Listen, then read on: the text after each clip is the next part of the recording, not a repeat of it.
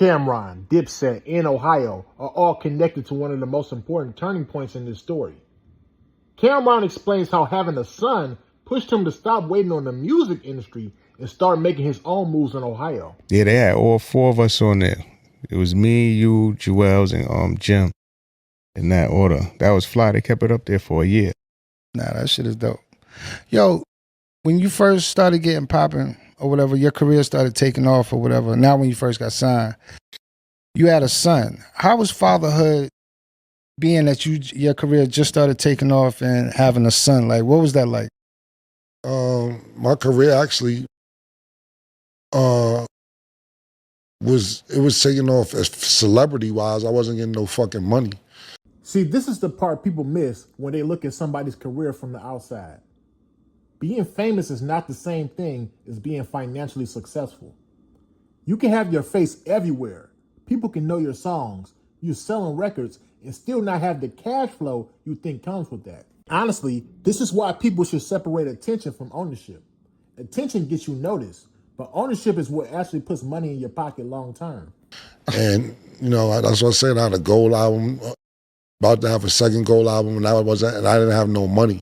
So that's kind of put my back against the wall because I never want my son to go through anything that I went through. And that's what made me go extra, extra hard, to be honest with you. Having him was probably the best thing in my life. I love my son, of course, but it was the best thing in my life to motivate me to say, yo, I got to go get some real money because I want this nigga to have whatever he want to have. My son was born, I went to Ohio. I went to Chicago. Then I started funding money for my own music and my own crew and my own albums. Now, this is where the story really starts to stand out. Having his son didn't just motivate Cam to work harder. It changed his relationship with risk.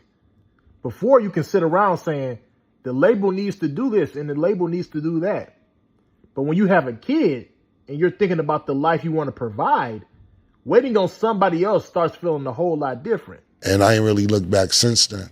So when me having a son made me, if I didn't have a son, I probably would have been like, yo, what's up with the record label? Like, they ain't doing this, that, and third. And I was like, nah, fuck this. I got to bust a move. That right there is probably the biggest business lesson in the entire story. There comes a point where complaining about the opportunity you're not getting becomes more expensive than creating your own opportunity. Because think about it. If Cam would have just kept waiting for the record label to make everything happen for him, maybe the next check comes, maybe it doesn't. Maybe they promote the album and maybe they don't. But once you decide, I'm going to figure this out myself, you're taking some control back. Like, look, I remember, this is a real story, right? I had some change and shit, I had a little bit of money. I lived in Jersey, and that was always my goal, never to go back across the bridge, as far as living back in Harlem once I moved out. This is pre-gentrified Harlem. And I remember that I went to Chicago to see this girl I messed with, and then she drove with me to Ohio, and I had like 2 ounces on me to smoke. And when I got there, they was like, yo, you got weed? You got weed? Yeah. You got weed? And I was like, yeah. And they just like, yo, let me buy it off you. And I was like, nah, it's my personal. But the money they was offering me, I was like, all right, yeah, buy it. I had like 2 ounces. I got like, probably at that time, I got like $1,800, $1,900. Now, obviously, we're not here to glorify the illegal part of the story. But the business lesson is what happened when Cameron recognized that there was demand in a market he wasn't even targeting. He goes to Ohio for one reason, realizes there's an opportunity there, and then comes back with information. If I bring this here, people will buy it. And that's actually a fundamental business principle. You don't always have to invent something completely new. Sometimes you find a market where demand already exists and figure out how to serve it. Just off and it wasn't even weighed. I just was smoking off it. And they was like, yo, you come back, we taking everything. So I remember I came back and I didn't really have that much money. And then like 2 days later, I got a check for like $10,000. And I was like, yo, Zeke, we out. He's like, yo, you sure? I'm like, yo, I'm telling you, I seen it for myself, we out. And he's like, bet. So he's in front of baseline in the studio.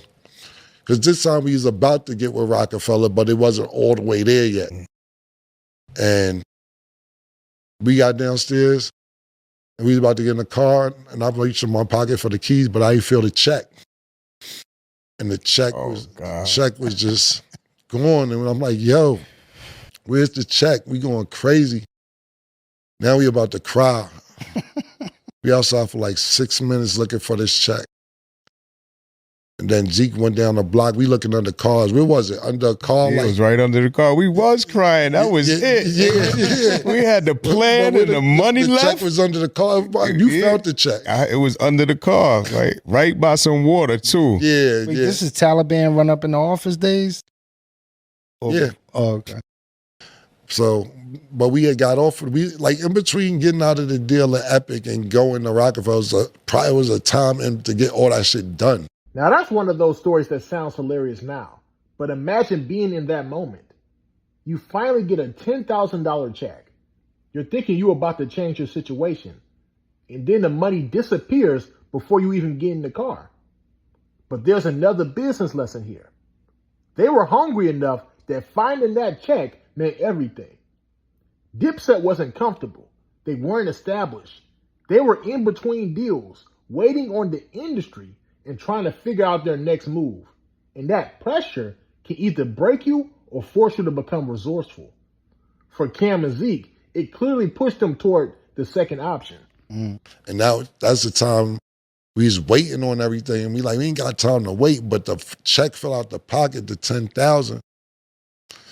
And we was crying. We was like, fuck. Zeke found the check and we started doing dances and all type of shit. Running man, he's saying it in a monotone. Yeah, I'm like, check. Why you over there acting like that? That was more. That's more how the joint was going. That was it. He said, "Why you up there?" Yeah, that ass. He ain't lying. It was bad. That was it. He ain't lying. And then we cashed the check in the morning and bought some weed and got on the highway and never looked back since then.